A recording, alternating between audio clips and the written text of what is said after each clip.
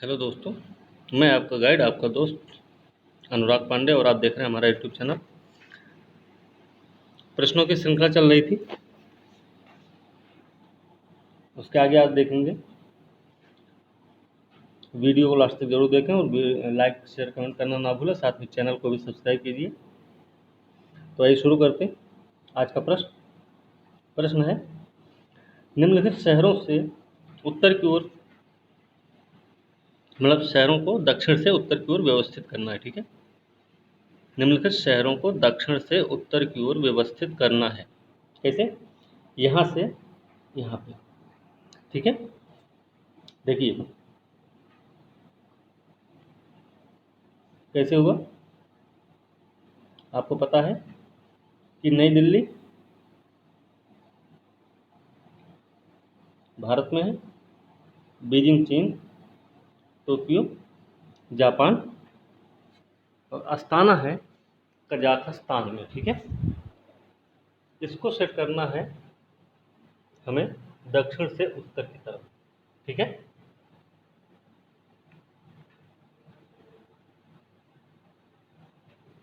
ठीक है ना। तो देखते हैं कैसे होगा ये। दक्षिण से उत्तर की ओर व्यवस्थित करना है। तो देखिए, जो दिल्ली है वो 30 डिग्री नॉर्थ, 30 डिग्री नॉर्थ के नीचे है। ठीक है, लगभग 28 डिग्री पर है या 29 डिग्री पर है। ठीक है, फिर बीजिंग को देखें तो बीजिंग आपको पड़ेगा करीब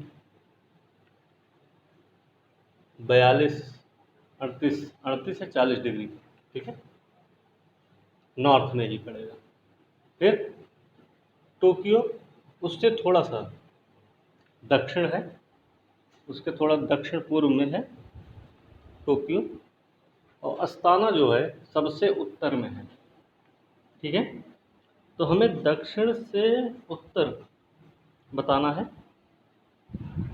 तो देखिए, सबसे पहले कौन आएगा? दिल्ली, फिर आएगा टोक्यो, उसके बाद बीजिंग, फिर आएगा अस्ताना। ठीक है, इस तरीके से होगा। इसमें क्या है, सबसे पहले दक्षिण दिल्ली, फिर आएगा टोक्यो, फिर आएगा बीजिंग, उसके बाद आएगा अस्ताना। ठीक है, कजाकिस्तान की राजधानी है। तो ये सही क्रम होगा, लेकिन इसमें तो ऐसा कोई क्रम दिया भी नहीं। इसको अगर उत्तर से दक्षिण करते हैं तब देखते हैं। तो दक्षिण से उत्तर करेंगे तो 4 आएगा पहले, फिर उसके बाद 2 आएगा, फिर 3, फिर 1 आएगा। ठीक है, तो देखिए ये दक्षिण से उत्तर नहीं ना करके हम इसको, उत्तर से दक्षिण तो आपको पता होगा इस तरीके से 1 3 2 4, लेकिन हम उत्तर से दक्षिण अगर करते हैं, उत्तर से दक्षिण, ठीक है, तो ये क्रम हो जाएगा 4 2 3 1। सबसे पहले अस्ताना, फिर टोक्यो, फिर बीजिंग। नहीं, सबसे पहले अस्ताना, फिर बीजिंग होगा, अस्ताना होगा, फिर बीजिंग होगा, क्योंकि यहाँ पे बीजिंग जो है तीसरे नंबर पर है, लेकिन जब उत्तर से देखेंगे तो वो इसके बाद ही आएगा। ठीक है, तो हाँ सही है। तो अस्ताना है, फिर बीजिंग, फिर टोक्यो, फिर उसके बाद नई दिल्ली आता है।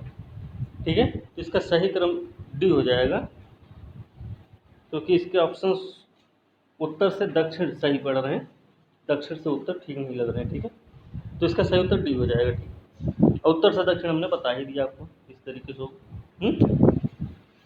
तो ध्यान रखना, दक्षिण से उत्तर, उत्तर से दक्षिण ही था। ठीक है, व्याख्या में भी हमने उत्तर से दक्षिण बताया है। उत्तर से दक्षिण कजाकिस्तान की राजधानी अस्ताना, फिर उसके बाद चीन की राजधानी बीजिंग आएगी, फिर आएगा टोक्यो जापान की राजधानी, उसके बाद भारत की राजधानी नई दिल्ली जो है वो सबसे दक्षिण में आएगी। ठीक है, तो उत्तर से दक्षिण देखना हमें। चलिए अगला प्रश्न देखते हैं। स्टार्टअप इकोसिस्टम के समर्थन पर राज्यों की रैंकिंग किसके द्वारा जारी की जाती है? स्टार्टअप इकोसिस्टम के समर्थन पर राज्यों की रैंकिंग निम्नलिखित में से किसके द्वारा जारी की जाती है? तो इसका सही उत्तर क्या है? इसका सही उत्तर है नीति आयोग तो है नहीं, ठीक है, निवेश सार्वजनिक संपत्ति प्रबंधन विभाग, भारत का प्रतिस्पर्धा आयोग। इसका सबसे सही सटीक उत्तर होगा ए, उद्योग और आंतरिक व्यापार को बढ़ावा देने वाला जो विभाग है वो स्टार्टअप इकोसिस्टम के समर्थन पर राज्यों को रैंकिंग जारी करता है। कौन? उद्योग और आंतरिक व्यापार को बढ़ावा देने के लिए जो विभाग है। ठीक है, सही उत्तर ए हो जाएगा। देखिए क्या है, स्टार्टअप इकोसिस्टम के समर्थन पर राज्यों की रैंकिंग के दूसरे संस्करण के परिणाम उद्योग, आंतरिक व्यापार, वाणिज्य और उद्योग मंत्रालय है, ध्यान रखना, के संवर्धन विभाग द्वारा जारी किया गया। DPIIT ने हाल ही में estate business reform action plan, क्या DPIIT ने estate business reform action plan के आधार पर स्टेट ऑफ डूइंग बिजनेस, इसके आधार पर estate business reform action plan, ध्यान रखना, DPIIT ये काम कर रहा है। State of doing business ranking 2019 जारी किया। रैंकिंग को प्रतिस्पर्धात्मकता, आपसी सीखने, भविष्य के राज्यों, केंद्र शासित प्रदेशों, संघ शासित प्रदेशों को मतलब बढ़ावा देने के उद्देश्य से शुरू किया गया था ताकि स्टार्टअप पारिस्थितिकी तंत्र के उत्थान की दिशा में काम किया जा सके। ठीक है, 2019 रैंकिंग फ्रेमवर्क में 7 व्यापक सुधार क्षेत्र थे। 7 क्षेत्र कौन से थे? एक तो था संस्थागत समर्थन, ध्यान रखना कितने क्षेत्र से 7, उनके नाम भी हैं। तो संस्थागत समर्थन है, सहजता अनुपालन है, सार्वजनिक खरीद मानदंडों में छूट, ऊष्मायन समर्थन, बीज वित्त पोषण सहायता, उद्यम निधि सहायता और जागरूकता आउटरीच से लेकर 30 एक्शन पॉइंट इसमें शामिल किए गए। ठीक है, श्रेणियां हैं। श्रेणियों में क्या है? एक रूपता स्थापित करने, रैंकिंग प्रक्रिया में मानकीकरण सुनिश्चित करने के लिए राज्यों और केंद्र शासित प्रदेशों को 2 समूहों में विभाजित किया गया है। किसके आधार पर? एक रूपता स्थापित करने और रैंकिंग प्रक्रिया में मानकीकरण सुनिश्चित करने के लिए राज्यों और केंद्र शासित प्रदेशों के 2 समूह बांटे गए हैं। श्रेणी है, एक एक्स और एक है वाई। ठीक है, वाई क्या है कि असम को छोड़कर दिल्ली और उत्तर पूर्व भारत के सभी राज्यों को छोड़ सभी केंद्र शासित प्रदेश इसमें शामिल होंगे। ठीक है, इसमें असम छोड़ दिल्ली और उत्तर पूर्व भारत के सभी राज्यों, सभी केंद्र शासित प्रदेश इसमें होंगे। ठीक है, एक्स में दिल्ली के अन्य सभी राज्य केंद्र शासित प्रदेश, मतलब दिल्ली के अलावा अन्य जो केंद्र शासित प्रदेश हैं वो सभी इसमें शामिल हो जाएंगे। ठीक है, अब देखिए परिणाम क्या है कि राज्यों और केंद्र शासित प्रदेशों को वर्गीकृत किया गया है। इसमें राज्यों और केंद्र शासित प्रदेशों को इसमें शामिल किया गया था, वर्गीकृत किया गया। इसमें सर्वश्रेष्ठ कलाकार, श्रेष्ठ कलाकार, नेता, आकांक्षी जिला, उभरते स्टार्टअप पारिस्थितिक तंत्र। ठीक है, इस तरीके से। तो कर्नाटक केरल के बाद श्रेणी एक्स में अगर देखा जाए, गुजरात सबसे अच्छा प्रदर्शन था, गुजरात का सबसे अच्छा प्रदर्शन था कर्नाटक और केरल की बात। कैसे है? देखिए, गुजरात का सबसे अच्छा प्रदर्शन है, उसके बाद सेकंड रैंक है कर्नाटक, उसके बाद केरल की। ठीक है, उत्तर प्रदेश और तमिलनाडु ने सबसे निचले स्थान पर कब्जा किया। मतलब इस वाले क्षेत्र में एक्स, श्रेणी एक्स में उत्तर प्रदेश और तमिलनाडु सबसे निचले पायदान पर है। ठीक, अंडमान निकोबार द्वीप समूह में सर्वश्रेष्ठ प्रदर्शन करने वाली श्रेणी में वाई में है। सिक्किम सबसे नीचे रहा, मतलब एक्स में देखा जाए तो गुजरात है, गुजरात, फिर उसके बाद कर्नाटक, फिर उसके बाद केरल। सबसे नीचे देखा जाएगा तो उत्तर प्रदेश तमिलनाडु आएंगे, लेकिन वाई में देखा जाएगा तो इसमें अंडमान निकोबार सबसे ऊपर है, ठीक है, और सबसे नीचे सिक्किम। गुजरात क्या किया कि पिछले साल भी इसका सर्वश्रेष्ठ प्रदर्शन रहा है, ये भी ध्यान रखना है। ठीक है, तो लगातार दूसरी बार सबसे अच्छा प्रदर्शन किया है गुजरात ने। ठीक, अगला प्रश्न है, अंग्रेजों के सहायक गठबंधन प्रणाली के बारे में निम्नलिखित कथनों पर विचार करके बताना है, इसमें कौन सा कथन सही है। तो पहला स्टेटमेंट है, यह 1849 में 1849 में लॉर्ड वेलेजली द्वारा तैयार किया गया था। सही है या फिर गलत है? सहायक संधि जो हुई थी 1849 में शुरू हुई थी क्या? गलत है। ठीक है, इस गठबंधन में प्रवेश करने वाले सभी लोगों को ब्रिटिश सशस्त्र टुकड़ी को बनाए रखने के लिए संसाधन उपलब्ध कराना था जो सहयोगी के क्षेत्र में तैनात होते थे। आपने पढ़ा होगा सहायक संधि अपनाने के लिए क्या क्या करना पड़ता था। एक रेजिडेंट रखना होता था, फिर उनका खर्चा भी वही राज्य झेलता था जहाँ पे वो उनकी तैनाती होती थी, जहाँ पे उनको पोस्टिंग मिलती थी। ठीक है, तो दूसरा स्टेटमेंट क्या है? सही है। तीसरा है, सहयोगी जो थे वो अन्य शासकों के साथ समझौता कर सकता है या केवल अंग्रेजों की अनुमति से युद्ध में संलग्न हो सकता है। ठीक है, तो अंग्रेजों की अनुमति जरूरी थी। आप कुछ भी कर रहे हैं, समझौता है, युद्ध है, जो भी। ठीक है, तो तीसरा स्टेटमेंट भी क्या है? सही है। तो सही उत्तर क्या हो जाएगा? पहला तो गलत है, तो 2 3 सही, इसका सही उत्तर हो जाएगा बी। ठीक है, देखिए, सब्सिडियरी अलायंस लॉर्ड वेलेजली ने 1798 में तैयार की थी। ठीक है, लॉर्ड वेलेजली ने 1798 में की थी। ध्यान ये रखना है कि भारत में सबसे पहले सहायक संधि की शुरुआत किसने की थी? तो आपको ध्यान होना चाहिए कि डुप्ले ने की थी। ठीक है, अंग्रेजों की बात होगी, ब्रिटिश की बात होगी तो वेलेजली ठीक है, लेकिन अगर यूरोपियों की बात होगी तो डुप्ले सबसे पहले आएगा। और सबसे पहले उसकी सहायक संधि को अपनाया किसने था? तो अवध ने अपनाया था सबसे पहले। ठीक है, ध्यान रखना इसका। डुप्ले की सहायक संधि को सबसे पहले एक्सेप्ट करने वाला अवध था। ठीक है, अंग्रेजों के साथ इस तरह गठबंधन प्रवेश करने वाले सभी लोगों को कुछ नियम शर्तों को स्वीकार करना होता था। अब वो नियम शर्तें क्या थी? देखिए, नियम शर्तें थी, अपने सहयोगी को बाहरी और आंतरिक खतरों से बचाने के लिए अंग्रेज जिम्मेदार होंगे। सहयोगी क्षेत्र में एक ब्रिटिश सशस्त्र टुकड़ी तैनात होगी। सहयोगी को इस दल को बनाए रखने के लिए संसाधन उपलब्ध कराने, मतलब उसी को सैलरी देनी होगी, रहने के लिए आवास रहेगा, खाना पीना सब कुछ उसी को देना होगा। ठीक, अगला है कि सहयोगी अन्य शासकों के साथ समझौते में प्रवेश कर सकता है। ठीक है, लेकिन केवल अंग्रेजों की अनुमति से युद्ध में वो संलग्न हो सकता है। ठीक है, ये चीज़ें ध्यान रखनी, इसलिए दूसरा स्टेटमेंट सही रहा, दूसरा और तीसरा सही रहा है। ठीक, ये क्या है?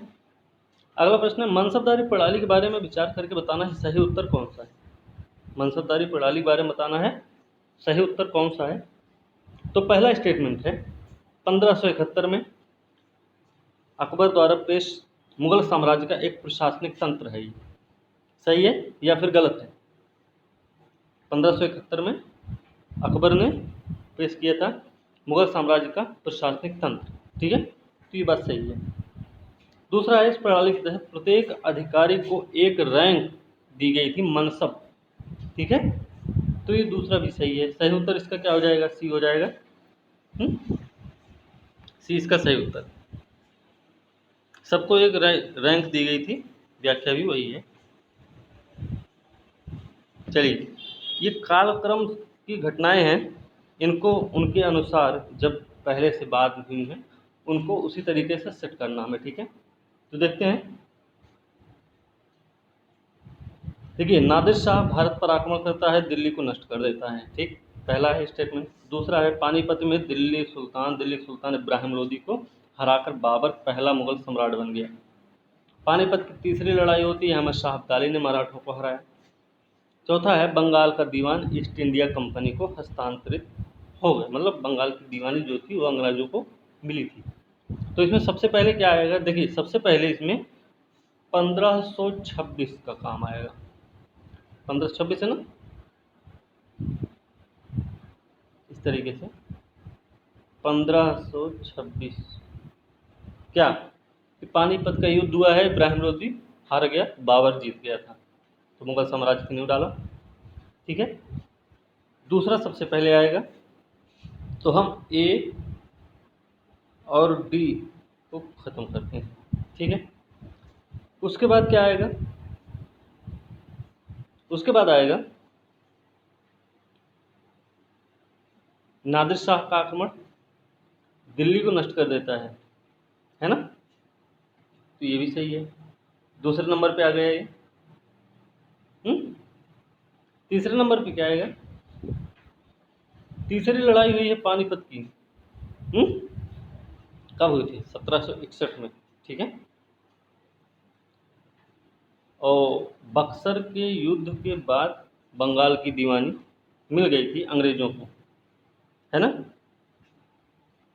तो तीसरे नंबर पे आएगा, पानीपत की तीसरी लड़ाई हो रही है, अहमद शाह अब्दाली ने मराठों को हराया।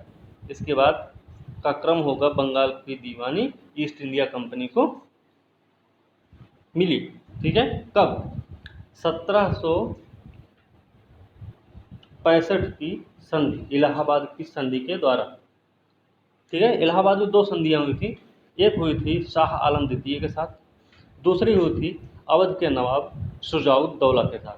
ध्यान रखना है, दो संधियां हुई हैं, एक में कड़ा के लिए संधि की जाती है, किससे, शाह आलम द्वितीय से, दूसरा फिर बनारस के लिए संधि होती है, मतलब इनसे, अवध के नवाब से, और बाकी शाह आलम द्वितीय से तो बंगाल बिहार उड़ीसा की दीवानी ले ही लेते हैं उसी संधि के तहत, ठीक है।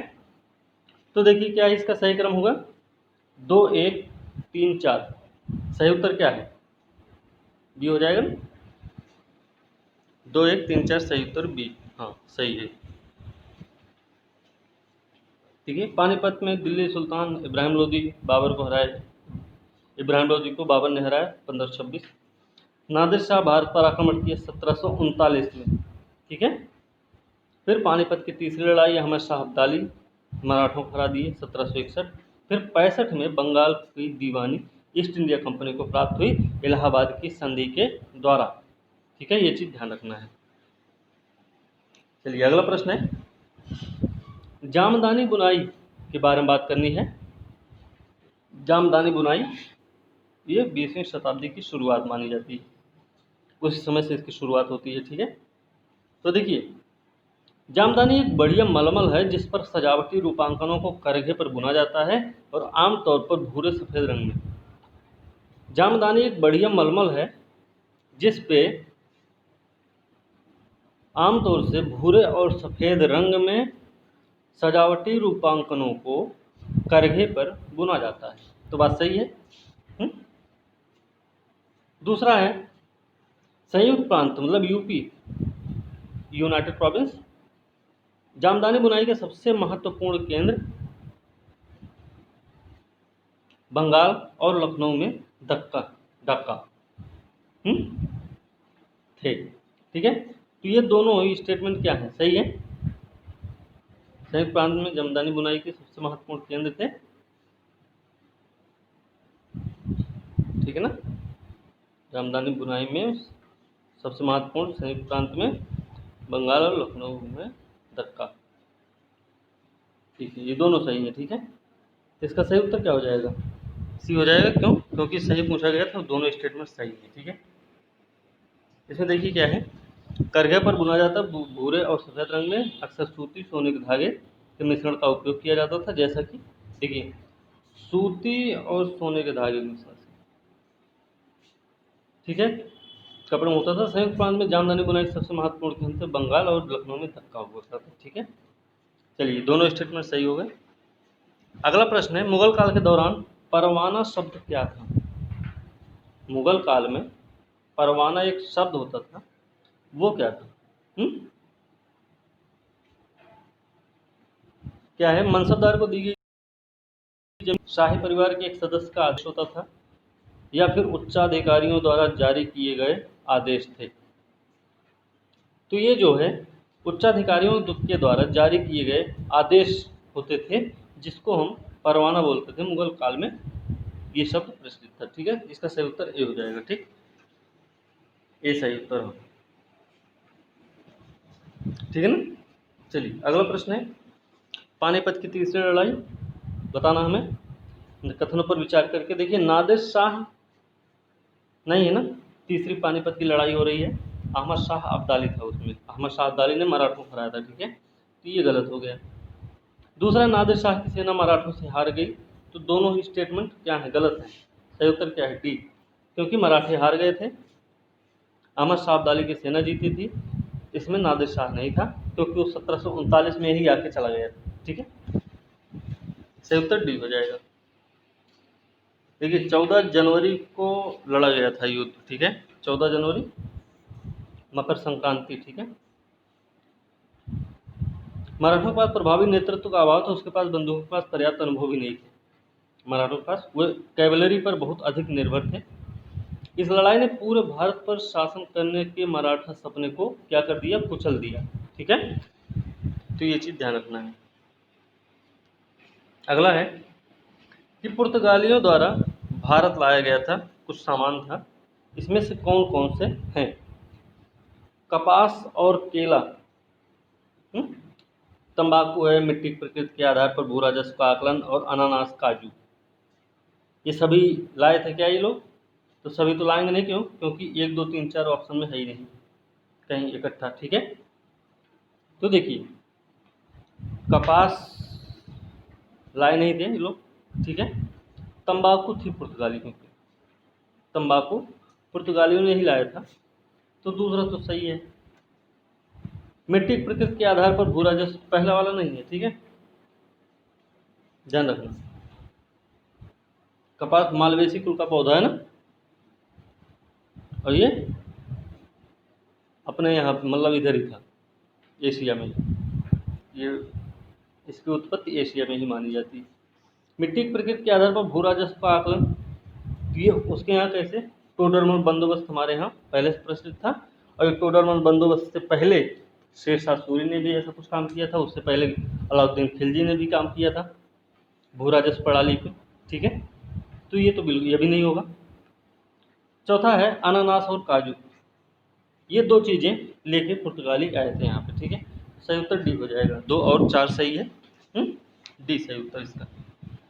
भारत में क्या क्या लाए? देखिए, काजू, तंबाकू, कस्टर्ड सेब, अमरूद, अनानास, पपीता, नारियल भी लाए थे। ठीक है, ध्यान रखना कौन कौन सी चीज़ें वो लाए थे। टोडरमल ने भूमि सुधारों की प्रणाली शुरू की, जिसका सार खेती की सीमा, मिट्टी की प्रकृति और फसलों की गुणवत्ता के अनुसार भू राजस्व का आकलन था।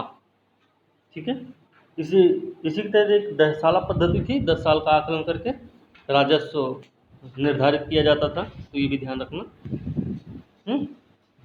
चलिए आगे है तकाबी ऋण। तो तकाबी ऋण के बारे में बताना भाई। देखिए, पहला स्टेटमेंट है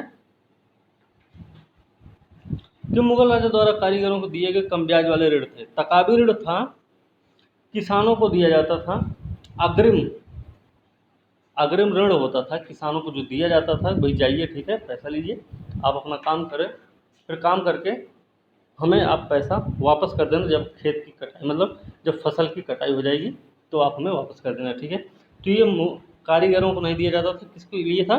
किसानों के लिए था अग्रिम ऋण। तो पहला गलत हो गया। ये किसानों को मराठा द्वारा दिए गए कम ब्याज वाले ऋण होते थे। ठीक है, तो ये सही है, किसानों को दिए जाते थे। ऋण का उद्देश्य क्या होता था? कृषकों को उधारदाताओं से बचाना। क्या है कि किसानों को उधारदाता जो कर्जा देने वाले होते थे, क्या करते थे?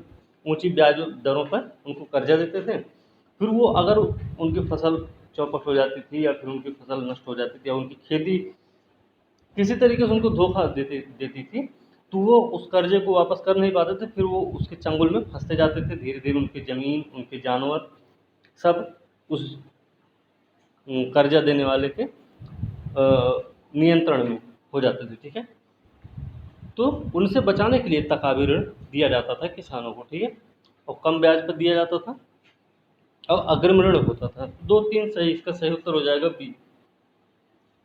ठीक है, सही उत्तर इसका बी हो जाएगा। ठीक है, बी इसका सही उत्तर है। मराठा प्रशासन के लिए कृषि कर राजस्व का मुख्य स्रोत था, क्योंकि उन्होंने कृषि के विस्तार संवर्धन के लिए कई उपाय किए थे। ठीक है, खेती में लाई गई बंजर भूमि को किसान को इनाम भूमि के रूप में दिया गया था। जो बंजर भूमि होती तो उनको इनाम के रूप में दे दिया गया था, और किसानों को तकावी ऋण दिया गया। ये राज्य के द्वारा किसानों को दिए गए कम ब्याज वाले ऋण होते थे, और प्राथमिक उद्देश्य इनका ये होता था कि साहूकारों के चंगुल से किसान की रक्षा करना। ठीक है, हमने बताया था। चलिए अगला प्रश्न है, तीसरा आंग्ल मैसूर युद्ध, टीपू सुल्तान, है ना।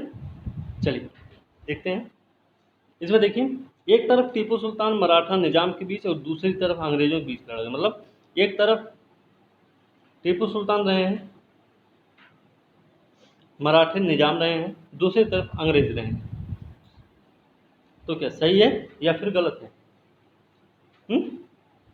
अच्छा, गलत पूछा गया है, इसमें गलत पूछा गया है, सही नहीं पूछा गया। देखिए, तो पहला स्टेटमेंट तो गलत है। ठीक है, पहले भी गलत था। क्यों? क्योंकि टीपू सुल्तान, मराठे और निजाम तीनों लोग एक साथ नहीं हुए। ठीक है ना, इनके पिताजी के टाइम तक ऐसा रहा है, उसके बाद नहीं हुआ कुछ ऐसा। ठीक, तो पहला स्टेटमेंट गलत हो गया। दूसरा, टीपू द्वारा त्रावणकोर पर हमला करके युद्ध का तात्कालिक कारण बन गया। मतलब टीपू सुल्तान ने त्रावणकोर पर हमला किया था, और यही जो है तीसरे आंग्ल मैसूर युद्ध का तात्कालिक कारण बना था। तो बात सही है, त्रावणकोर पर ही हमला किया उन्होंने, तभी ये तीसरे युद्ध का कारण बन गया। तो ये सही है। तीसरा है, युद्ध मैंगलोर की संधि पर हस्ताक्षर करने के साथ समाप्त हुई है। मैंगलोर की संधि थी या फिर श्रीरंगपट्टनम की संधि थी? तो तीसरा गलत है। ठीक है ना, तो सही उत्तर क्या है? पहला और तीसरा गलत है, गलत पूछा गया, तो सही उत्तर सी हो जाएगा। ठीक है, सी गलत उत्तर है। देखिए, तीसरा आंग्लो मैसूर युद्ध, एक तरफ टीपू सुल्तान की सेना थी और दूसरी तरफ मराठा, अंग्रेज और निजाम एक साथ थे। मराठा, निजाम, अंग्रेज एक तरफ थे और टीपू सुल्तान अकेले थे। ठीक है, पहला गलत। दूसरा, त्रावणकोर के राजा के खिलाफ टीपू का अभियान जो था वही था तत्कालिक कारण। अब अंग्रेजों ने जल्दी से राजा का पक्ष ले लिया। इनको क्या था, दूसरे के घर में उंगली करने की आदत होती थी। ठीक है, तो उंगली करने ये पहुंच जाते थे जल्दी से, वो सिर्फ दिखाते थे कि हम आपके चहेते हैं, हम आपके हितैषी हैं, बाकी थे कुछ नहीं ये लोग। ठीक है, उनको सिर्फ पैसे से लगाव था, बाकी कुछ नहीं था। तो दूसरा स्टेटमेंट सही है इसमें बहरहाल। तीसरा क्या है, श्रीरंगपट्टनम की संधि होती है, टीपू सुल्तान हार जाते हैं, युद्ध समाप्त होता है। ठीक है, संधि की शर्तों ने चौथे एंग्लो मैसूर युद्ध की नींव डाल दी। जैसे द्वितीय जो विश्व युद्ध हुआ, दूसरा विश्व युद्ध हुआ था, उसके बीच जो है पहले विश्व युद्ध के समाप्त होने के बाद जो संधि हुई थी उसी में पड़ चुकी थी। ठीक है, तो वैसे ही यहाँ पे एंग्लो मैसूर, चौथा जो एंग्लो मैसूर युद्ध होने वाला था उसका बीज पड़ चुका था आपके श्रीरंगपट्टनम की संधि में ही। ठीक है, तो ये चीज़ ध्यान रखनी। अगला प्रश्न है, 1773 का रेगुलेटिंग एक्ट है। रेगुलेटिंग मतलब विनियमन अधिनियम। ठीक है, इस पर विचार करके सही उत्तर हमें बताना है। तो देखिए, इसने कोर्ट ऑफ डायरेक्टर्स के संविधान को बदल दिया और ब्रिटिश सरकार को उनके कार्यों के अधीन कर दिया। तो क्या सही है कि गलत है? कोर्ट ऑफ डायरेक्टर्स के संविधान को बदला, फिर 1773 का है, ब्रिटिश सरकार को उनके कार्यों के अधीन कर दिया। तो बात सही है। ठीक है, दूसरा है, इसने कंपनी के नौकरों को उपहार और रिश्वत लेने से प्रतिबंध कर दिया। ये भी बात सही है। ये सब रिश्वत ले लेके ब्रिटेन में अच्छी लाइफ जीने की कामना करते थे। वहाँ पे जितने लोग थे वो चाहते थे कि भारत में हमें पोस्टिंग मिल जाए एक बार, फिर हम जब वहाँ से लौटें तो हमारे पास इतना सारा पैसा हो कि हम आसानी से अच्छे से अपना जीवन काट सकें। ठीक है, सपना होता था उनका भारत में नौकरी करने का। ठीक है, वहाँ पे जो भी अंग्रेज लोग थे इंग्लैंड में। ठीक है, तो ये यही तो सब करते थे, उपहार लेते थे, रिश्वत लेते थे। इसी से बहुत सारा पैसा इकट्ठा कर लेते थे लोग। ठीक है, तो दोनों स्टेटमेंट सही है, सही उत्तर इसका सी हो जाएगा। ठीक, सी इसका सही उत्तर। देखिए क्या है, निदेशक न्यायालय गठन, पात्रता, मतदान के अधिकार को बदल दिया और अपने कार्यों को ब्रिटिश सरकार के प्रति क्या किया, जवाबदेह बना दिया। जो ईस्ट इंडिया कंपनी के काम थे वो अंग्रेजों के प्रति जवाबदेह हो रहे हैं। ठीक है, इनके रेगुलेट करने का मतलब क्या होता है कि गैस का रेगुलेटर अगर बंद कर दिए तो गैस नहीं बाहर आएगी, रेगुलेटर ओपन कर दिए तो गैस आने लग जाती है। तो वही काम था।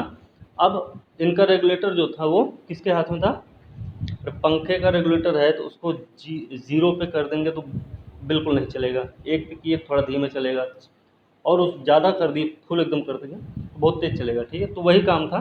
अब ये ईस्ट इंडिया कंपनी का जो ये रेगुलेटर था घुमाने वाला, ये किसके हाथ में हो गया, ब्रिटिश सरकार के हाथ में चला गया है। ठीक है, तो बंगाल के गवर्नर जनरल को कार्यालय को मदद के लिए 4 सदस्यों की एक परिषद बनाई गई थी। ध्यान रखना 73 में ही मुख्य न्यायाधीश के रूप में एलिजा इम्पे, जो कि 1774 में कलकत्ता में सर्वोच्च न्यायालय बनाया गया था, उसके मुख्य न्यायाधीश रहे एलिजा इम्पे। इसने कंपनी के नौकरों को किसी भी उपहार रिश्वत प्राप्त करने से प्रतिबंधित कर दिया था। ठीक है, तो ये भी चीज़ ध्यान रखनी है। अगला प्रश्न है, निम्नलिखित में से कौन सा रिट अदालत के द्वारा एक सार्वजनिक अधिकारी को जारी किया जाता है जो उसे अपने आधिकारिक कर्तव्यों का पालन करने के लिए कहता है कि वह विफल हो गया है या फिर प्रदर्शन करने से इनकार कर रहा है, मतलब वो अपने अधिकार को ही नहीं मान रहा है। ठीक है, तो इनमें से किसके बारे में कहा गया है ये बताना हमें।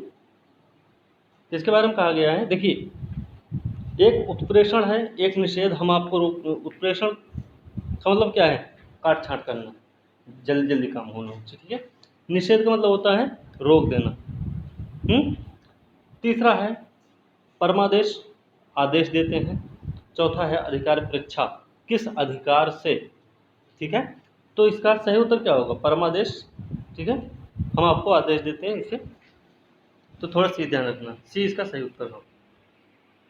देखिए, सुप्रीम कोर्ट और दोनों रिट जारी करते हैं। ठीक है, अनुच्छेद 32 के तहत सुप्रीम कोर्ट, संवैधानिक उपचारों का अधिकार। ठीक है, और 226 के तहत हाई कोर्ट मतलब उच्च न्यायालय जारी करते हैं रिट। ठीक है, सर्वोच्च न्यायालय केवल मौलिक अधिकारों का प्रवर्तन, ये ध्यान रखना कि सर्वोच्च न्यायालय सिर्फ मौलिक अधिकारों के प्रवर्तन के लिए ही रिट जारी करता है। ठीक है, कर सकता है, लेकिन उच्च न्यायालय के पास रिट जारी करने का जो अधिकार है, क्षेत्र है, अधिकार क्षेत्र है, वो सर्वोच्च न्यायालय से व्यापक है, बड़ा है। ठीक है, तो ध्यान रखना। तो उच्च न्यायालय क्या है, मौलिक अधिकारों के प्रवर्तन के लिए किसी अन्य उद्देश्य और भी किसी उद्देश्य के लिए भी रिट जारी कर सकता।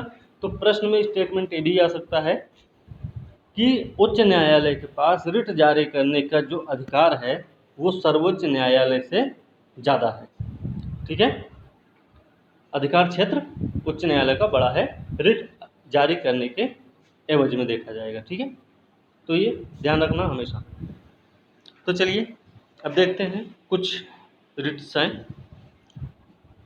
रिट्स क्या हैं, देखिए, पहला है हाइबियस कॉर्पस, इसको बोलते हैं बंदी प्रत्यक्षीकरण। क्या ये एक लैटिन शब्द है हाइबियस कॉर्पस। ठीक है, लैटिन शब्द है, अर्थ होता है इसका आपके पास शरीर होना चाहिए। ठीक है, प्रश्न आया भी है ऐसे कभी कि बंदी प्रत्यक्षीकरण का मतलब क्या, अर्थ क्या होता है, तो हमें शरीर चाहिए। ठीक है, ये चीज़ होता है, ध्यान रखना। यह रिट किसी भी व्यक्ति, निजी अधिकारी के खिलाफ जारी किया जाता है। उस व्यक्ति को बुलाने का आदेश जिसने गैर कानूनी रूप से किसी अन्य व्यक्ति को हिरासत में लिया है, ठीक है, ताकि बाद में पता लगाने के लिए अदालत में पेश किया जा सके कि हिरासत जो है, जो किसी को हिरासत में लिया गया वो वैध था या फिर अवैध था, ठीक है, सही तरीके से आपने कैद में लिया या फिर गलत तरीके से हिरासत में लिया, ठीक है। तो हमें शरीर चाहिए, ये है बंदी प्रत्यक्षीकरण का अर्थ, ध्यान रखना। अगला है परमादेश। परमादेश जो है यह भी लैटिन शब्द है मैंडमस, ठीक है। इसका अर्थ होता है हम आज्ञा देते हैं। परमादेश हमने बोला हम आदेश देते हैं कि ये काम होना चाहिए ऐसे। तो ये मैंडमस की writ high court supreme court का आदेश है कि वह किसी व्यक्ति या निकाय को ये आदेश देते हैं कि भाई आप अपना काम करिए बस, ठीक है, कर्तव्य निभाइए आप। इस रिट का उपयोग न्यायिक और प्रशासनिक दोनों के खिलाफ प्राधिकरण को करने के लिए किया जाता है। न्यायिक और प्रशासनिक दोनों के खिलाफ होता है, ठीक, लेकिन केवल सार्वजनिक कर्तव्य के साथ सौंपा जाता है, ये भी ध्यान रखना। इसकी एक रिट होती है केवल उन मामलों में दी जा सकती है जहां पे एक अधिकारी के लिए एक प्रतिबंध शुल्क लगाया जाता है, जिसके परिणाम स्वरूप अधिकारी या फिर सार्वजनिक प्राधिकरण की ओर से विफलता के लिए प्रतिबंध का निर्वहन किया जाता हो, वहां पे ये परमादेश रिट जारी किया जाता है, ठीक है, ठीक है ना। अगला है निषेध या फिर प्रतिषेध। देखिए निषेध या प्रतिषेध का मतलब क्या होता है कि रोकना। मैंने बोला था ना, निषेध का मतलब रोकना, रोक देना, मतलब स्टे ऑर्डर।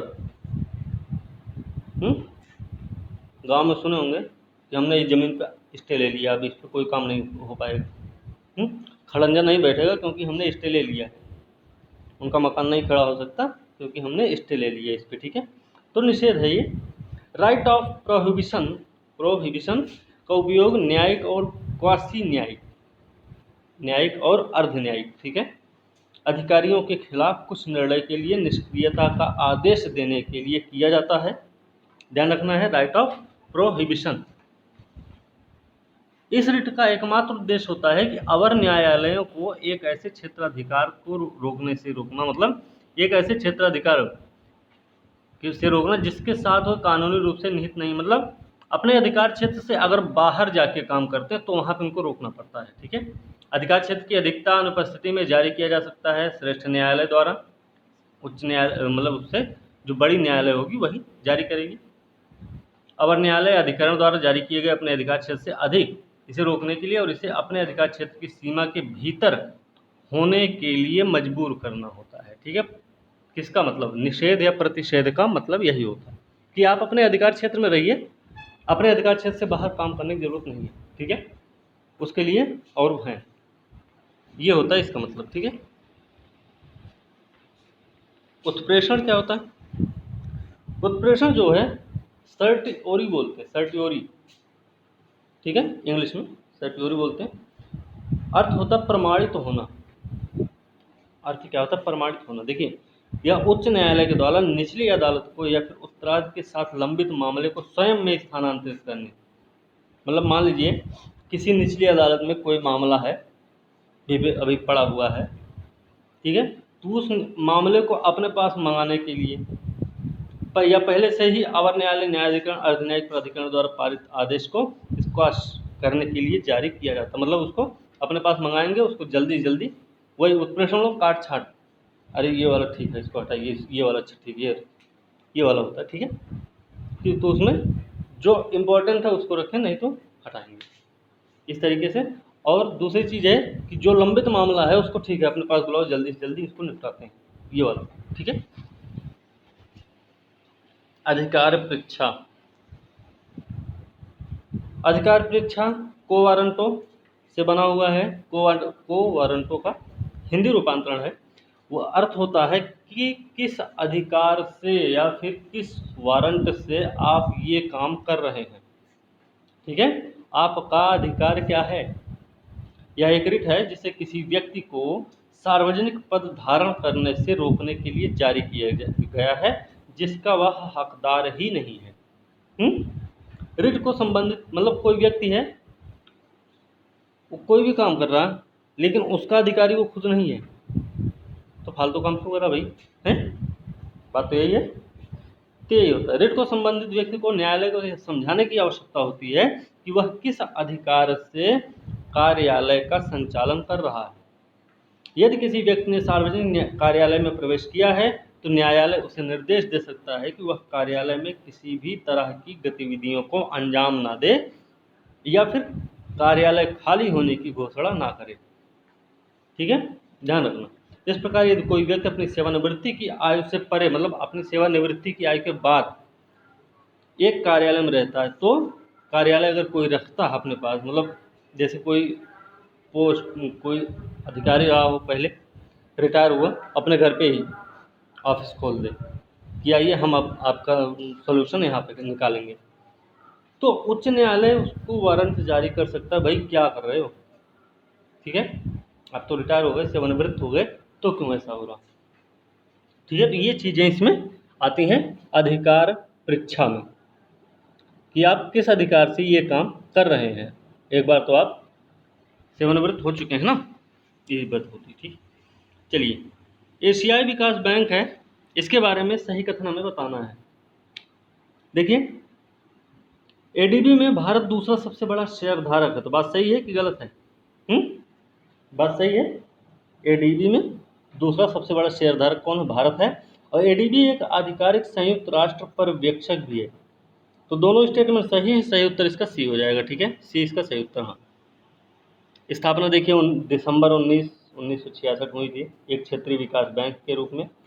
एडीबी को विश्व बैंक पर बारीकी से तैयार किया है। इसमें एक समान भारत मतदान प्रणाली है, एक समान प्रणाली, सबका वोट एक ही है। ठीक है, एडीबी में अब 68 सदस्य हैं, 49 तो एशिया से ही हैं, बाकी बाहर से हैं। तो ध्यान ये भी रखना कि एडीबी एशियन डेवलपमेंट बैंक में स्टेटमेंट होता है, एशियन डेवलपमेंट बैंक में सिर्फ एशिया के देश ही सदस्य हैं, तो गलत रहेगा। ठीक, क्योंकि 49 ही हैं, 68 सदस्य हैं, 49-50 देश हैं यहाँ पे, तो कैसे 68 हो जाएंगे। ठीक है, ये चीज़ ध्यान रखना। 31 दिसंबर 2019 तक एडीबी के 5 सबसे बड़े शेयर धारक रहे हैं यहाँ पे। उसमें जापान है, यूएसए है, प्रत्येक कुल शेयरों का 15.6% है इन दोनों का। फिर चाइना है, रिपब्लिक ऑफ चाइना 6.4, फिर भारत, फिर ऑस्ट्रेलिया है। ठीक है, उद्देश्य है एशिया में सामाजिक आर्थिक विकास को बढ़ावा देना है। एडीबी एक समृद्ध है, समावेशी, लचीला है, स्थायी एशिया प्रशांत क्षेत्र को प्राप्त करने के लिए प्रतिबद्ध है। ठीक है, ये भी ध्यान रखना है।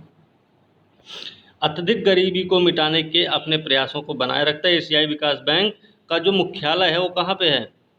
मनीला, मनीला राजधानी है फिलीपींस की, ध्यान रखना। एडीबी एक आधिकारिक संयुक्त राष्ट्र पर्यवेक्षक है। इसके साथ में एडीबी ने घोषणा की कि इसने निजी क्षेत्र के संचालन सार्वजनिक निजी भागीदारी के लिए चुनाव आयुक्त अशोक लवासा को अपना उपाध्यक्ष नियुक्त किया है। इसलिए ये समाचार में आया है कि अशोक लवासा जो थे चुनाव आयुक्त, इनको उपाध्यक्ष नियुक्त किया। ठीक है, ठीक है ना, ध्यान रखना इसका। अगला प्रश्न है, मौद्रिक नीति जिसमें बड़ी रकम का मुद्रण करना, इसे जनता में वितरित करना, मंदी के दौरान अर्थव्यवस्था को उत्तेजित करना, या जब ब्याज दरें शून्य हो जाएं तो इसे क्या कहा जाता है? हेलीकॉप्टर पैसा, हेलीकॉप्टर भी है, जेट मनी है, पैसे का धक्का देना, पुश मनी, तरल धन। तो क्या हो सकता है इसका सही उत्तर? क्या होगा इसका?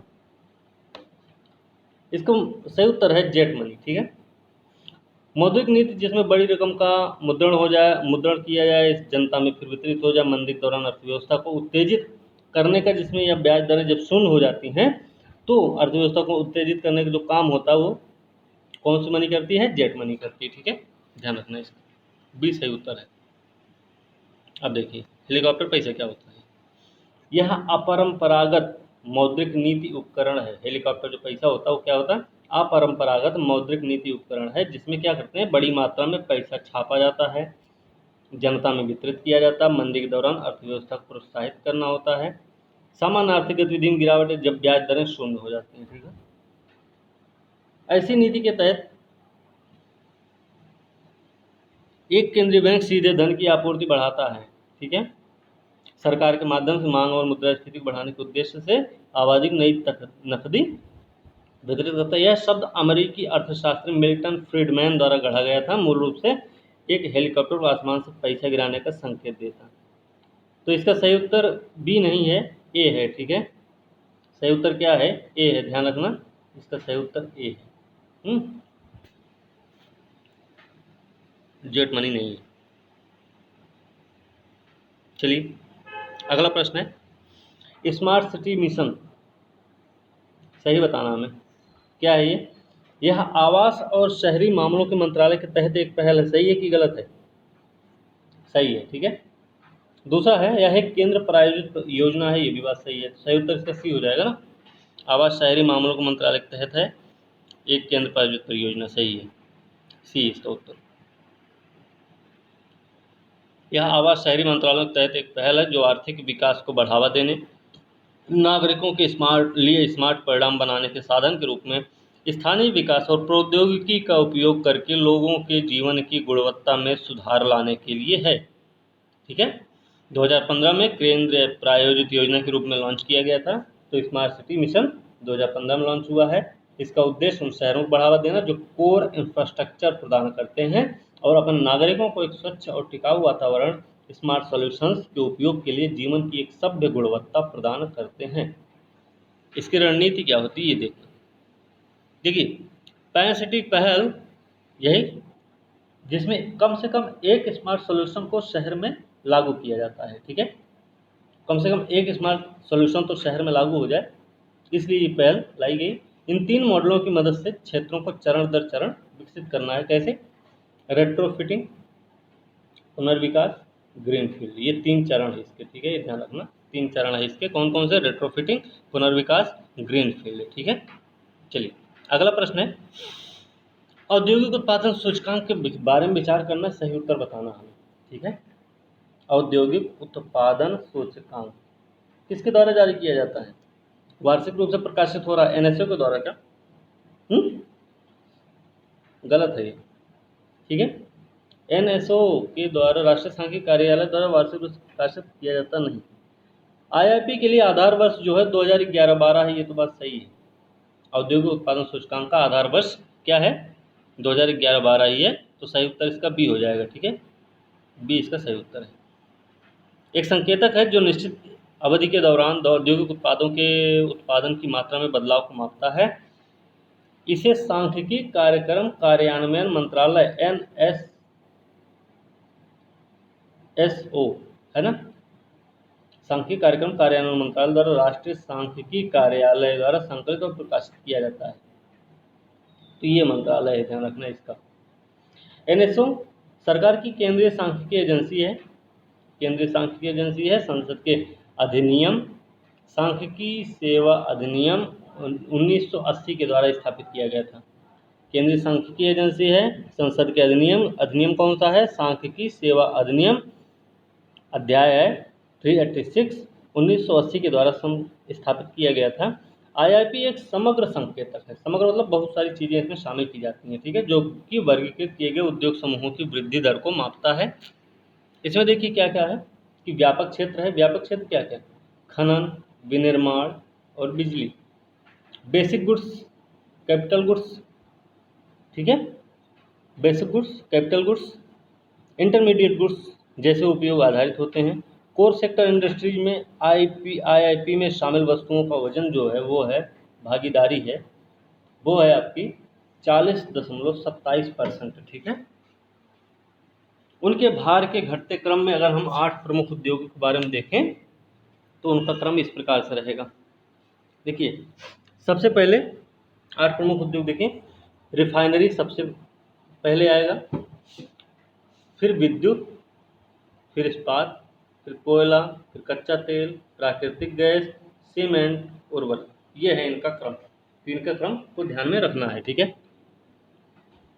IRP के लिए आधार वर्ष 2011-12 है, ये भी ध्यान रखना, ठीक है।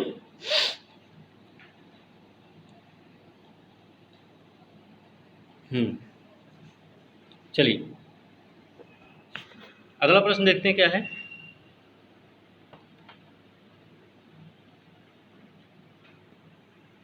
अगला प्रश्न है, निम्नलिखित में से WHO की एम्पावर नीति का सबसे सटीक वर्णन कौन कर रहा है। WHO की एम्पावर नीति है कुछ, उसका सटीक वर्णन कौन कर रहा है ये बताना हमें इनमें से, ठीक है।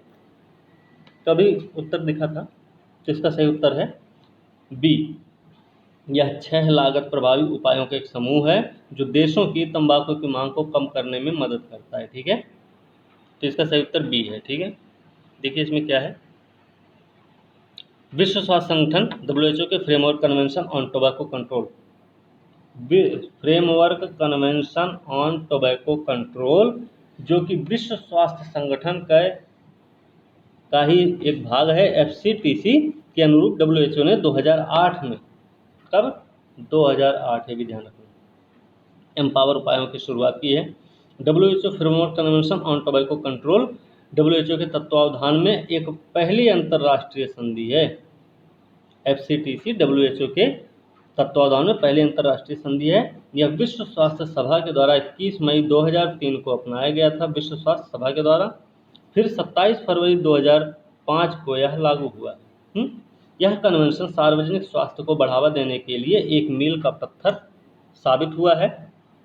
कैसा मील का पत्थर साबित हुआ और अंतर्राष्ट्रीय स्वास्थ्य सहयोग के लिए कानूनी आयाम प्रदान करता है, ठीक है, ध्यान रखना।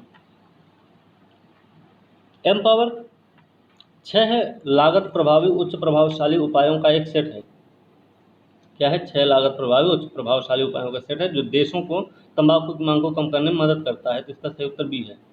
इनमें क्या क्या शामिल है देखिए, तंबाकू के उपयोग और नियंत्रण नीतियों की निगरानी करना, तंबाकू के उपयोग और नियंत्रण नीतियों की निगरानी करना, तंबाकू के धुएं से लोगों की रक्षा करना, उपयोग को छोड़ने के लिए मदद करना, तंबाकू खतरों के बारे में चेतावनी देना, तंबाकू विज्ञापन प्रचार प्रायोजन पर प्रतिबंध लगाना, तंबाकू पर कर बढ़ाना, ठीक है। ये सारी चीज़ें इसमें शामिल की गई हैं। और एम्पावर तंबाकू जैसी महामारी के प्रसार के बारे में जानकारी प्रदान करने, इस महामारी से लड़ने हेतु विशेष सुझाव देने का एकमात्र स्रोत है। कौन, एम्पावर, ठीक है। तो ये चीज़ भी हमें ध्यान रखनी है। चलिए अगला प्रश्न देखते हैं क्या है। देखिए ई सिगरेट या इलेक्ट्रॉनिक निकोटीन, ई सिगरेट या फिर इलेक्ट्रॉनिक निकोटीन के वितरण सिस्टम के संदर्भ में निम्नलिखित कथनों पर विचार करके बताना है कौन सा कथन सही है। तो देखते हैं कौन सा कथन सही है इसका। पहला है ENDS, electronic nicotine distributing system. विलयन के मुख्य घटकों में निकोटीन के अलावा क्या क्या इसमें शामिल हुई, इसमें प्रोपिलीन भी है, ग्लिसरॉल है, फ्लेवरिंग एजेंट होते हैं, ठीक है। तो बात सही है ना, पहला स्टेटमेंट क्या है, सही है, तो सही है, सही बोलो तो सही है ना, ठीक है। दूसरा है ENDS या फिर ई सिगरेट के उपयोग से स्वास्थ्य पर कोई प्रतिकूल प्रभाव नहीं पड़ता। ऐसा तो है नहीं, कितनी अच्छी होगी कि उसको पीने के बाद क्या होगा कि शरीर हट्टा कट्टा हो जाए, तो ये तो गलत है, ठीक है, प्रतिकूल प्रभाव नहीं पड़ता बता रहे हैं, ठीक है। तो ये गलत है, सही उत्तर इसका क्या हो जाएगा, पहला सही है ना, तो सही पूछा गया, ए सही उत्तर हो जाएगा इसका, ठीक है ना, ए सही उत्तर है। हाँ देखिए, विश्व तंबाकू निषेध दिवस के अवसर पर भारतीय चिकित्सा अनुसंधान परिषद ICMR ने ई सिगरेट अन्य इलेक्ट्रॉनिक निकोटीन वितरण प्रणाली पर पूर्ण प्रतिबंध लगाने की सिफारिश की है। किसने, भारतीय चिकित्सा अनुसंधान परिषद ने, ठीक है। इलेक्ट्रॉनिक सिगरेट ऐसे उपकरण जिनमें तंबाकू के पत्तों उन्हें जलाया नहीं जाता बल्कि एक विलयन को वाष्पित किया जाता है, जलाते नहीं, इसको वाष्पित कर लेते हैं ताकि उपयोगकर्ता सांस के द्वारा उसका सेवन कर सके, ठीक है। विलयन के मुख्य घटकों में निकोटीन के अलावा प्रोपिलीन ग्लाइकोल, साथ ही इसमें ग्लिसरॉल भी होता है, फ्लेवरिंग एजेंट भी हो सकते हैं। पहला विकल्प सही हो गया। दूसरा आगे है कि ENDS या फिर ई सिगरेट का प्रयोग मनुष्यों पर प्रतिकूल प्रभाव डालता है। तो प्रभाव क्या क्या है देखिए, DNA की क्षति होती है, कैंसरकारी होते हैं, कोशिकीय आणविक प्रतिरक्षी विषाक्तता पाई जाती है इसमें, श्वास, हृदय, तंत्रिका तंत्र संबंधी विकार, भ्रूण के विकास और गर्भावस्था पर प्रतिकूल प्रभाव पड़ता है। मतलब अगर, ठीक है ना, तो ध्यान रखना है इसका। क्योंकि सब लोग पीते हैं ना, तो ध्यान रखना है इसका। चलिए, चिल्का झील है, इसके बारे में हमको बताना है, ठीक है। तो देखते हैं क्या भाई चिल्का झील के बारे में। तो देखिए, चिल्का झील है, पहला स्टेटमेंट इसमें दिया गया है कि एशिया की सबसे बड़ी खारे पानी की झील है। तो बात सही है, एशिया की सबसे बड़ी खारे पानी की झील है। पहला स्टेटमेंट सही हुआ, सही पूछा गया है यहाँ पर, ध्यान रखना, ठीक है। सही पूछा गया है तो सही बताना हमें, ठीक है। दूसरा है, चिल्का अंतर्राष्ट्रीय महत्व के आर्द्रभूमि पर रामसर कन्वेंशन के अंतर्गत मान्यता प्राप्त पहला स्थल है। तो ये भी बात सही है। कब मिला था इसको? मिला है 1983 में। इसके साथ में एक और स्थल था, कौन सा? भरतपुर, राजस्थान का, है ना, केवलादेव राष्ट्रीय उद्यान। तो केवलादेव राष्ट्रीय उद्यान और चिल्का झील दोनों को 1983 में सबसे पहले रामसर स्थल में शामिल किया गया था। तो ये चीज़ ध्यान रखना है। तो ये भी सही हो गया। तीसरा क्या है, इसको मॉन्ट्रिक्स रिकॉर्ड में संकटग्रस्त पारिस्थितिकी तंत्र में शामिल किया गया था। तो ये भी सही है। अब लेकिन हटा दिया गया है, ये भी ध्यान रखना है, ठीक है। अब नहीं है ये शामिल, पहले था, अब नहीं है लेकिन, ठीक। तो इसका तीनों क्या है, तीनों सही है ना। एशिया की सबसे बड़ी खारे पानी झील है, सबसे पहले रामसर में शामिल हुआ था, मॉन्ट्रिक्स के अंतर्गत भी शामिल किया गया था इसको। तीनों स्टेटमेंट सही उत्तर इसका डी हो जाएगा, ठीक है। हाँ, एशिया की सबसे बड़ी खारे पानी झील और भारत की सबसे बड़ी ताजे पानी की झील है वुलर झील, ठीक है। नमक की मात्रा लवणता समुद्री जल के कारण होती है, जो एक छोटे से प्रवेश द्वार से लैगून में प्रवेश करती है। प्रवेश द्वार होता है समुद्र के समानांतर प्रवाहित, और यही एक मुहाने के समीप खुल जाता है। ये पहला स्टेटमेंट सही है। जैव विविधता के कारण 1981 में अंतर्राष्ट्रीय महत्व की आर्द्रभूमि पर कन्वेंशन तहत भारत में पहले स्थल के रूप में मान्यता दी गई थी। अच्छा, 1981 में दी गई थी, 1981 में, हमने 1983 बताया था, वो गलत है, 1981 है, ठीक है। पहले स्थल रूप में इसके साथ कौन है, और दूसरा भरतपुर केवलादेव राष्ट्रीय उद्यान, ठीक है। 93 में 1993 में मॉन्ट्रिक्स रिकॉर्ड में संकटग्रस्त पारिस्थितिकी तंत्र के रूप में शामिल किए गए। 93 में, ध्यान रखना, क्योंकि नदियों की प्रतिकूल धारा से आने वाले ताजे जल के बहाव के कारण इसकी प्रकृति में परिवर्तन हो रहा था। ठीक है, 93 में शामिल किया गया था, ये भी ध्यान रखना। चलिए आगे क्या है, झीलों में लवणता के संदर्भ में हमें बताना है विचार करके सही उत्तर कौन सा है। तो पहला है, अधिकांश मछलियों की प्रजातियों का प्रवास व प्रजनन व्यवहार झीलों की लवणता पर निर्भर करता है। पहला क्या है, सही है कि गलत है? पहला सही है, ठीक है। झीलों मछलियों की जो प्रजातियों का प्रवास और प्रजनन होता है वो झीलों की लवणता पर निर्भर करता है, ये बात सही है, ठीक। मछलियों की कुछ प्रजातियों को लवणता से दिशा का बोध होता है, ये भी बात सही है। झीलों की लवणता मौसमों पर निर्भर करती है, जहाँ पर बारिश ज़्यादा होती है, जहाँ पे नदियाँ मिलती हैं, जहाँ पे बर्फ़ है, वहाँ पे क्या होता है, लवणता कमी मिलती है ना, ये भी बात सही है। तो तीनों जब सही है, सही उत्तर इसका डी, सही उत्तर डी है। हाँ, 1 2 3 सही ना, तो डी ही होगा। प्रजातियों का प्रवास प्रजनन व्यवहार झीलों की लवणता पर ही निर्भर करता है। मछलियों को कुछ प्रजातियों को लवणता से दिशा का बोध भी होता है। कुछ प्रजातियों की बात हो रही है, थोड़ा ये भी ध्यान रखना, ठीक है। सभी की नहीं, सभी को नहीं। झीलों की लवणता मौसम पर निर्भर, सही है तीनों, डी इसका सही उत्तर है। सही उत्तर इसका डी हो जाएगा, ठीक है।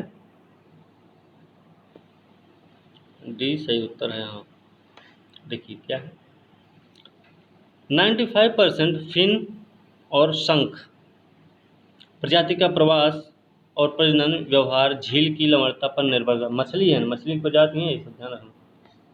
जब लवण के स्तर में अचानक कमी या वृद्धि होती तो मछली की संख्या कम हो जाती है, उनकी बढ़ जाए या घट जाए तब।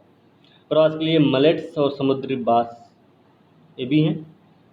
जैसी प्रजातियों को दिशा की जानकारी लवणता की मात्रा से ही प्राप्त होती है। उसमें कुछ मछलियों के बारे में बोला गया था ना, तो यही है। लवणता मौसमों पर भी निर्भर होती है। मानसून दौरान जब झील में ताजे पानी की मात्रा बढ़ती है तो अधिक खारे पानी की ओर मछलियों का प्रवास शुरू होता है। बारिश के दौरान वो किधर भागती हैं? ज़्यादा खारे की तरफ चली जाती, ठीक है। जब ताजे पानी की मात्रा सामान्य हो जाती तो वो झील में पुनः वापस आ जाती हैं, यही होता है। इतनी जानकारी भी होती है, ठीक है। चलिए अगला प्रश्न है, उड़ीसा में चक्रवात आया था, फानी, ठीक है, फानी आया था नहीं, उसके बारे में हमें बताना है, ठीक है। उड़ीसा में आया था। भारत के पूर्वी तट से टकराने वाले चक्रवात फानी ने चिल्का झील में 4 नए मुहाने बना दिए, ठीक है। सही नहीं है हमें बताना है, ठीक है। इसमें हमें गलत बताना है, सही नहीं बताना है, ठीक है। तो देखिए पहला स्टेटमेंट क्या है, फानी कहाँ आया था? उड़ीसा में आया था, उड़ीसा में रहा होगा क्योंकि प्रश्न पूछा गया है। चिल्का झील में 4 नए मुहाने बना दिए हैं। यह बंगाल खाड़ी में अब तक का सबसे दीर्घावधिक चक्रवात था। तो दोनों स्टेटमेंट गलत लग रहे हैं। 4 नए मुहाने बना दिए, ये तो कोई मतलब नहीं, दीर्घावधि चक्रवात था है, ये भी तो नहीं है, तो गलत है, तो दोनों है। सही उत्तर इसका सी हो जाएगा, ठीक है। सी हो जाएगा इसका सही उत्तर, हाँ सी सही है। देखिए क्या है, 4 नहीं सिर्फ 2 मुहाने बने थे इसमें, ठीक है। वह बिंदु जहाँ यह समुद्र से मिलती है, लेकिन अब उच्च ज्वारीय प्रिज्म के साथ तरंग ऊर्जा के कारण 4 नए मुहाने अब बने हैं, उस समय नहीं बने थे। नए मुहाने खुलने के साथ ही चिल्का झील में समुद्री जल की विशाल मात्रा प्रवाहित हो रही है, जिससे लवणता में भी वृद्धि हो रही है। अतः पहला स्टेटमेंट सही सही है। 2 सक्रिय मुहाने थे, बिंदु जहाँ से समुद्र से मिलती है, लेकिन अब उच्च ज्वारीय प्रिज्म के साथ तरंग ऊर्जा के कारण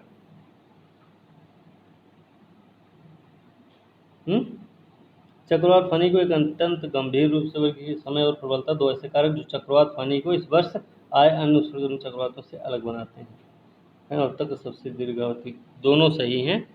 तो इसका सही उत्तर क्या हो जाएगा? डी हो जाएगा, ठीक है। इसका सही उत्तर क्या हो जाएगा? डी हो जाएगा, ठीक है। ये ऑप्शन गलत है, इसका सही उत्तर डी होगा, ठीक है, ध्यान रखो। चलिए अगला प्रश्न है, भारतीय शीशम के संदर्भ में बताना हमें। तो देखिए सही नहीं है, इसमें पूछा गया है। देखते हैं, सही नहीं पूछा गया है। रोजवुड या शीशम को साइट्स के परिशिष्ट वन में सूचीबद्ध किया गया है, पहला स्टेटमेंट है। पहला स्टेटमेंट है। तो देखिए परिशिष्ट वन में सूचीबद्ध किए गए साइट्स के, तो पहला स्टेटमेंट आपका गलत हो गया, ठीक है। पहला स्टेटमेंट आपका गलत है। शीशम भारतीय मूल का और आईयूसीएन की रेड लिस्ट में सुभेद वल्नरेबल है, ये बात सही है। आईयूसीएन की रेड लिस्ट में है, वो सुभेद रूप में। शीशम भारतीय मूल का पौधा है, ये बात सही है। एक गैर आक्रामक प्रजाति है, गैर आक्रामक नहीं, आक्रामक प्रजाति होती है शीशम, ठीक है। तो पहला और तीसरा गलत है, सही नहीं पूछा गया, गलत पूछा गया, तो सही उत्तर इसका ए हो जाएगा, ठीक है। 1 और 3 गलत है, परिशिष्ट वन में नहीं है, ये गैर आक्रामक है, ठीक है। पहले ए सही इसका उत्तर होगा। हाँ देखते हैं क्या है। देखिए परिशिष्ट 1 में नहीं 2 में है ये, ठीक है। परिशिष्ट 2 से इसे हटाने का प्रस्ताव पेश किया है भारत ने अभी। या शीशम जो भारतीय मूल का एशियन ने इसको सुभेद बना दिया है। प्रजाति बहुत तेज दर से वृद्धि करती है और अपने मूल क्षेत्र से बाहर इसके अंदर उदासीन होने की क्षमता होती है, और यह दुनिया के कुछ हिस्सों में आक्रामक भी है, ठीक है। तो तीसरा गलत है, गैर आक्रामक नहीं होती, ठीक है। चलिए अगला प्रश्न है, चक्रीय अर्थव्यवस्था के बारे में बताना है, सही उत्तर हमें। तो पहला स्टेटमेंट है कि चक्रीय अर्थव्यवस्था के परिणाम स्वरूप भविष्य की रोजगार संभावनाओं में कमी आ सकती है। चक्रीय अर्थव्यवस्था के परिणाम स्वरूप भविष्य की रोजगार संभावनाओं में कमी आ सकती है, तो पहला स्टेटमेंट क्या है? गलत है। चक्रीय अर्थव्यवस्था क्या है? कभी उठे तो कभी डाउन, ऊपर कब अप एंड डाउन कभी होता रहता, तो ये पहला स्टेटमेंट तो गलत है, ठीक। चक्रीय अर्थव्यवस्था में उपभोग किए जाने वाले उत्पाद अधिकांशतः जैविक अवयवों से बने होते हैं जो विषैले नहीं होते बल्कि संभवतः फायदेमंद होते हैं। ये बात सही है। इसका सही उत्तर क्या है? दूसरा सही, पहला गलत है। ठीक है, पहला गलत है, दूसरा सही है। सही पूछा गया, इसका सही उत्तर बी हो जाएगा। ठीक है ना? हाँ, बी सही उत्तर इसका। क्या है ये? चक्रीय अर्थव्यवस्था एक औद्योगिक प्रणाली है जो उद्देश्य और संरचना में रिस्टोरेटिव और रीजेनरेटिव होती है। रिस्टोरेटिव होती है और रीजेनरेटिव होती है। इसमें 4 सिद्धांत होते हैं। चक्रीय अर्थव्यवस्था का उद्देश्य अपशिष्ट पदार्थों को बाहर निकालना, जो खराब चीज़ें उनको बाहर निकालने के। यह उत्पाद के उपभोग योग्य टिकाऊ घटकों के बीच विभेद करता है। ध्यान रखना, उपभोग योग्य और टिकाऊ घटकों के बीच अंतर करता है, विभेद करता है। चक्रीय अर्थव्यवस्था में उपभोग योग्य उत्पाद अधिकांशतः जैविक अवयवों से बने होते जो विषैले नहीं होते, जो खतरनाक नहीं होंगे, विषैले यहाँ दिया गया। अच्छा, उपभोग योग्य उत्पाद होते हैं वो जैविक अवयवों से बने होते हैं, विषैले नहीं होते हैं। सही बात है, विषैले ही नहीं होंगे बल्कि फायदेमंद होते, लगातार उपयोग के माध्यम से जैवमंडल में वापस लौट सकते हैं। पहला स्टेटमेंट सही है। ठीक है। दूसरी ओर इंजन, कंप्यूटर जैसे टिकाऊ उत्पाद जो कि धातु प्लास्टिक के घटकों से बने होते हैं जैवमंडल के लिए अनुपयुक्त भी होते हैं। कुछ सामान होते हैं जो जैविक अवयव से बनते हैं वो विषैले नहीं होते हैं, वो फायदेमंद होते हैं, उपयोग के माध्यम से जैवमंडल में वापस भी जा सकते हैं। लेकिन यहाँ पे कुछ ऐसी चीज़ें होती हैं जो अनुपयुक्त होती हैं जैवमंडल के लिए। इस चक्र को ईंधन के रूप में आवश्यक ऊर्जा की प्राप्ति प्रकृति के नवीकरणीय स्रोत से होनी चाहिए, जिससे संसाधनों पर निर्भरता को कम करने, प्रणालियों को अनुकूलन क्षमता को बढ़ाने में मदद मिले। ठीक है।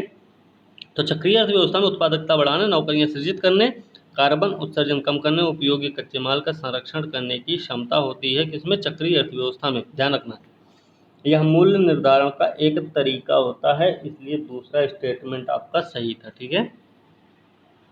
चलिए, आज का वीडियो यहीं समाप्त करते हैं। ठीक है। और ये प्रश्न आपके अब पूरे हो गए हैं और अब सिर्फ आपको यही काम है कि आप इन वीडियोस को अच्छे से देखिए और जो पीडीएफ आपको दी जा रही है उनको आप ध्यान से पढ़िए। ठीक है। उससे आपको फ़ायदा मिलेगा, एग्ज़ाम में आपको बहुत ज़्यादा फ़ायदा मिलेगा। उम्मीद करते हैं कि आप लोग ये काम कर भी रहे होंगे, और नहीं कर रहे हैं तो वो उसमें आपका फ़ायदा नुकसान है। ठीक है। बाकी आज की वीडियो यहीं समाप्त करते हैं। अब अगली वीडियो के साथ कल मिलेंगे, तब तक के लिए धन्यवाद।